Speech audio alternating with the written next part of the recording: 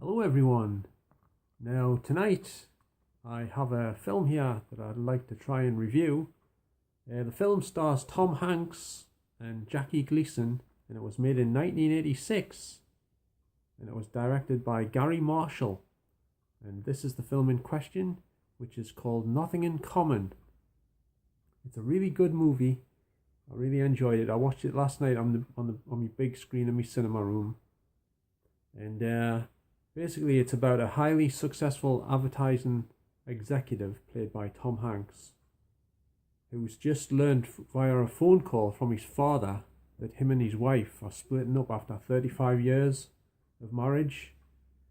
And of course, Tom Hanks is very shocked at the news and everything. And he's got his job is highly stressful, but he really enjoys his job. He enjoys it a lot. And he's got a healthy bank account, and he has a healthy string of women that he's dating here and there and stuff. And he also meets up with this other woman, attractive woman, that he's from his job. He doesn't know that she's working at his job at first, but he ends up having a relationship with her. And then later on in the film, he learns that his father is actually sick as well. He's got diabetes, and he has to take some time off work to spend some more time with his father to look after him and stuff. And there's a bit in the film later on where I think it's his boss, played by Barry Corbin. Gives him like an ultimatum because he has to go and spend time with his father in the hospital, you see. And his boss wants him to go to this thing for the job, and he gives him an ultimatum. He counts to 10 or something to get him to change his mind to go where he wants him to go for the job. And basically Tom Hanks tells him to go and shove it, and because he has to, it's more important to spend time with his father, you see. And these two gave very good performances in the film, and this was Jackie Gleason's final film performance. He passed away the year after this was made, 1987. He passed away. And if you don't know who Jackie Gleason is, he's probably most famous for starring in a classic TV series called The Honeymooners, which was I don't think it was on in the UK over here, but it was very popular in the USA. And he was also famous for playing Sheriff Buford T. Justice in the Smokey and the Bandit films with Burt Reynolds as well. He was very good in those films, he was. He was a great actor. And he's very good in this, like I say. Very good performance indeed. And like I say, Tom Hanks gives a very funny performance. This film's a comedy and it's a drama. In fact, the tagline for the film on the back here reads, "It's a comedy and a drama, just like life." That's what it says. Yeah, that's right. And Eva Marie Saint also appears in this film, playing Tom Hanks's mother, and she gives a good performance as well. She was in the Hitchcock film North by Northwest many years ago, so she's still alive to this day as well. I don't know if she's still making films, but she gives a good performance in this film as his mother. And also Hector Elizondo is in this film.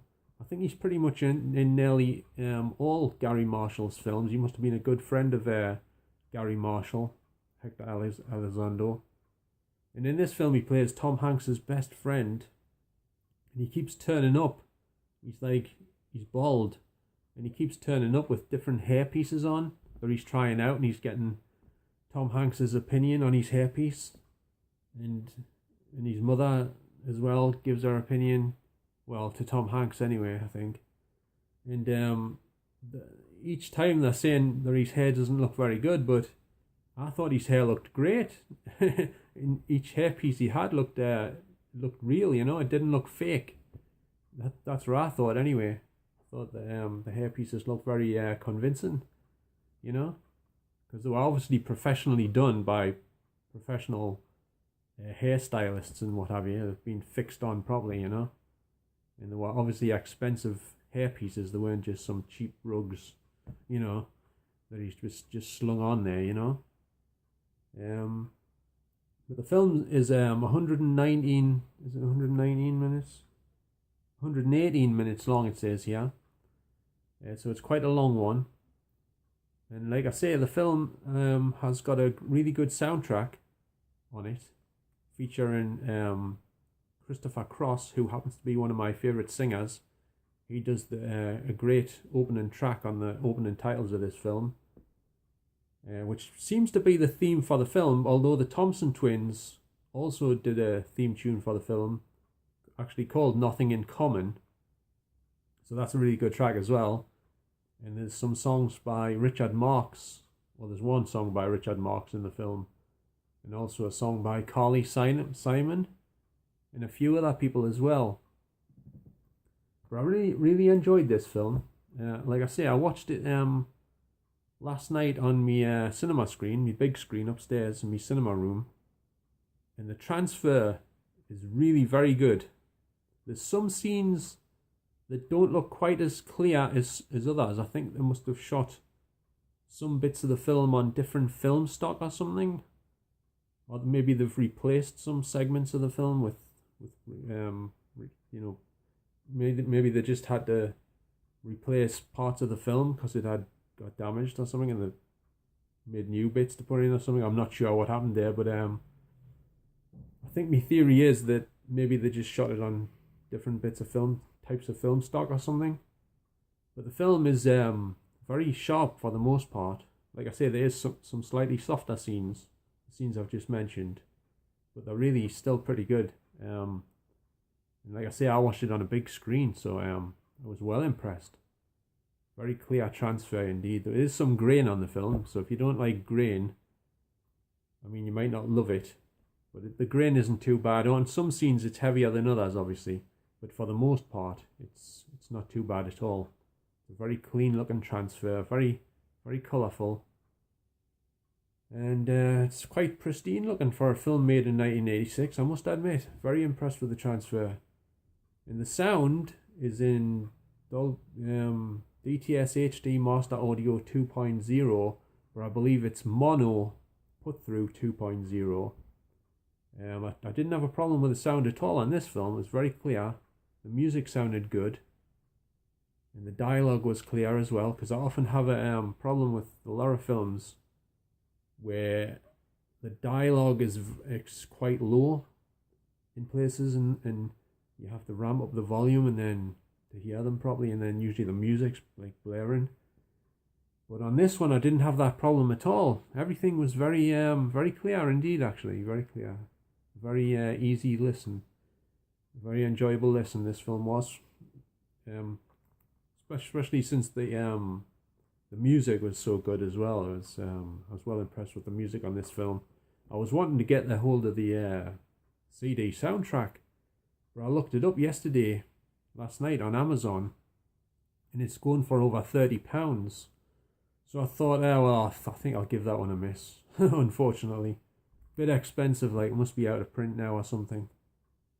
But like I say, very good film indeed. I really enjoyed it. And I'll just show you the disc inside. It doesn't have any artwork on it, unfortunately. Just got the title on the disc with some like clouds behind it. And there's no extras at all on this Blu-ray, apparently, unfortunately. But you do get scene selection, because as I've mentioned before, there's a lot of Blu-rays being released these days that don't have scene selections. And Mill Creek Entertainment has started doing this, unfortunately, and they're the ones releasing these new these back catalogue titles with VHS retro style covers, making the covers look like VHS covers with the tape sticking out, the VHS tape sticking out the side. They're really good, actually. I'm going to get some of them ones when they come out, because they haven't officially come out for sale online yet. Well, you can get some of them online, but the prices are a bit higher, I think. but they're not officially for sale yet properly. Haven't been officially released for online sales on Amazon and eBay and stuff. Yeah, but there's some good ones coming out, so I'll be looking forward to some of them. Anyway, back to this film. I don't know I didn't check the name of the actress who plays the girl who he starts dating in the film, but Bess Armstrong's also in the film. She gives a good performance, like a good supporting role as one of his friends who he used to date a while ago. And like I say, it's a really good film, so I highly recommend this to fans of dramas and comedies, or comedy dramas. And also, if you're a Tom Hanks fan, you've probably already seen this film, but if you haven't, I definitely recommend it. I highly recommend it. It's a really good watch. It's one of these films where you probably want to watch it again sometime soon after you've watched it. Well, at least I do anyway. So I did enjoy it quite a lot. So I'm just trying to think if there's anything I've not mentioned that I meant to mention. I noticed in the film that Jackie Gleason seemed to have something wrong with one of his eyes. Especially on the big screen, you could see it really clearly. I think it was his left eye. It seemed to be something wrong with his eye. It didn't look right at all. Like it was all bulging out at the side and discoloured and stuff. So maybe he had something wrong with his eyes. I mean, he was supposed to have diabetes in the film, but that obviously wasn't makeup. That was real on his eye. So I'm not sure what's going on with his eye. But like I say, he passed away just after making this film the next year after. So he obviously became very ill or something. It's unfortunate, like. But anyway, and he smoked a cigar, as you can see in the film as well.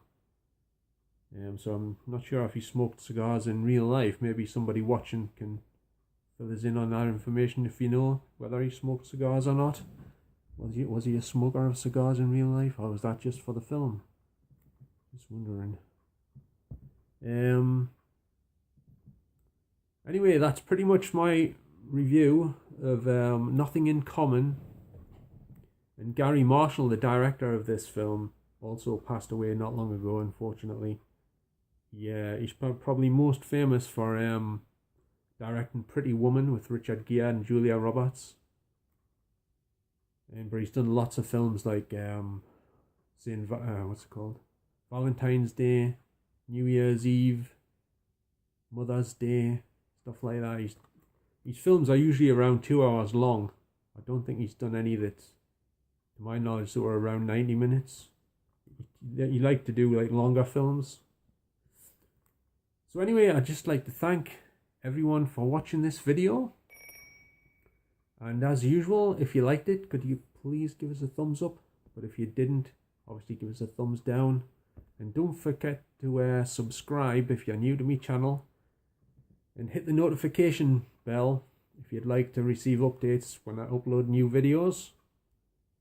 And if you've got anything to say about this film or anything else, any questions you've got for us, anything you like,